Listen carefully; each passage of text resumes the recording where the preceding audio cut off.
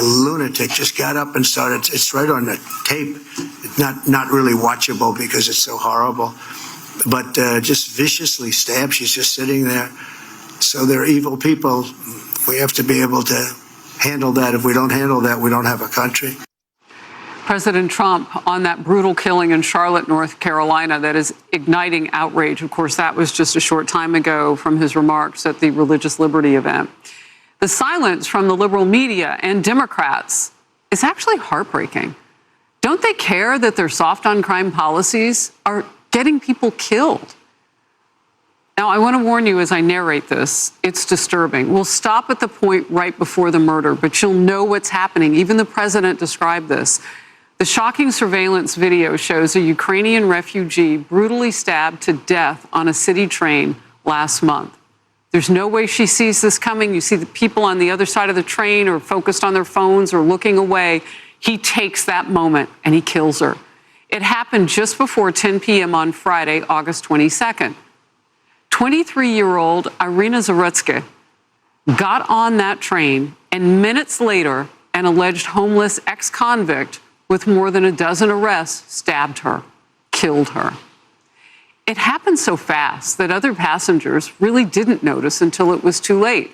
And the suspect then walks to the other end of the car, blood dripping both from the knife in his hand and his bloody footprints, and kind of stands and he waits to see if he can get off that train. And then he starts walking around the other members of the people inside that locked car. He's near them. Lord only knows what he could have done. Finally, he got off at the next stop. Police identified 35-year-old DeCarlos Brown as that suspect. He has a lengthy criminal history, are we shocked? Including 14 arrests on charges like armed robbery, assault, and making threats. The city's Democratic mayor is facing backlash for thanking media partners.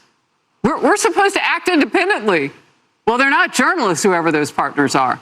And then she thanks community members who have, quote unquote, chosen not to repost or share the footage out of respect for Irina's family. I want to get to this real quickly. Mainstream media almost no coverage of this stabbing. Stories on the deadly North Carolina stabbing, zero from the Associated Press, PBS, New York Times, National Public Radio, Wall Street Journal, BBC, Washington Post, Reuters, MSNBC, only one from CNN, and it's from today. And the suppression on this, not just the video, Kennedy, drove the suppression on the story itself because it didn't go viral and not as many people knew that it had happened. And that's why we are this far beyond August 22nd and just now talking about this. Yeah, and it's one of those videos that is so shocking. It's galvanizing to people because they want to feel safe in their cities. It's also tragic for this young woman who fled Ukraine for a better life, got to the United States, and, you know, probably felt like I'm safe. I'm somewhere where I feel I am protected and can thrive and flourish. And how many of those people who have seen the video but have withheld the stories and, you know, decided in editorial meetings not to broadcast it, you know, possibly for political reasons? To Jeremy's point, how many of those people have Ukrainian flags on their social media pages? And it's like, you know, why not celebrate this woman's life and also ask, how can this happen here? And, you know, the institutions that failed DeCarlos Brown also failed this woman.